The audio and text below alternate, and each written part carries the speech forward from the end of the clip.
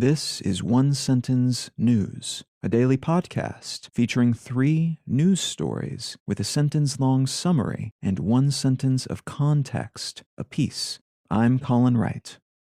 This is a sponsored message. I've been using Anchor as my podcast host for a while now, and it's been a pleasure to use. Anchor offers benefits that most other hosts do not. It's free to use, but it also has a collection of tools that allow you to create a podcast completely within the Anchor website or smartphone app. They distribute your show to Apple Podcasts, Spotify, and all the other distribution channels without any additional effort on your part, and you can make money from your podcast without any minimum audience size. So you can use it as a more traditional podcast host like I do, but it's also got everything you need to start a podcast from scratch. If you're keen to give it a shot, download the free Anchor app or go to anchor.fm to get started.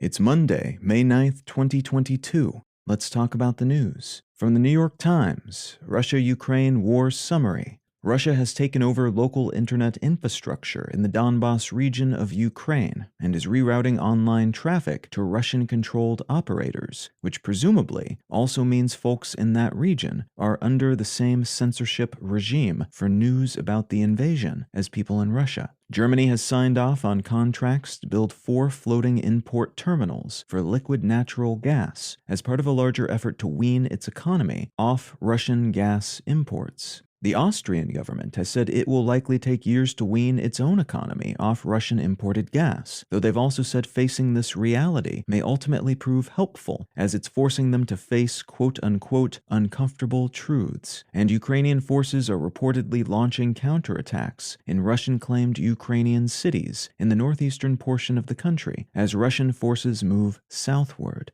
The Italian government has impounded a $700 million mega-yacht reportedly owned by Russian President Putin. This follows an earlier seizing by the Italian government of a $560 million mega-yacht connected to one of Russia's 10 richest oligarchs. Italy has also blocked access to several local villas Russian oligarchs use for their summer vacations.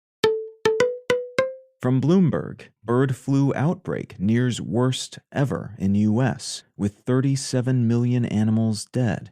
The very rapid spread of bird flu has led to the culling, so the killing, of more than 37 million chickens and turkeys in commercial flocks across the U.S. Federal guidelines say that if even one bird in a flock tests positive for avian influenza or bird flu, the entire flock must be killed just in case to prevent further spread. And so far there have been 283 reported outbreaks across 159 counties in 32 states, which in turn has led to meat and egg shortages, price increases, and an expected extended recovery time before the market for these products returns to the previous status quo, possibly more than a year once the flu is brought under control. And from the Associated Press, explosion at luxury Havana hotel kills 30, injures dozens. An explosion at the storied luxury Hotel Saratoga in Havana, Cuba, has killed at least 30 people and injured dozens more. According to the Cuban government, the explosion was caused by a natural gas leak from a truck that was providing fuel to the building. Damaged several other nearby historic buildings, including a theater and a church, and didn't have any customers staying in it at the time, as it was scheduled to reopen after a 2-year closure for renovations tomorrow. The hotel is located about 100 meters, which is around 330 feet, from the country's Capitol building, which suffered very minor damage, and the explosion occurred on the final day of a tourism convention elsewhere in the country, meant to boost leisure travel to and investment in Cuba.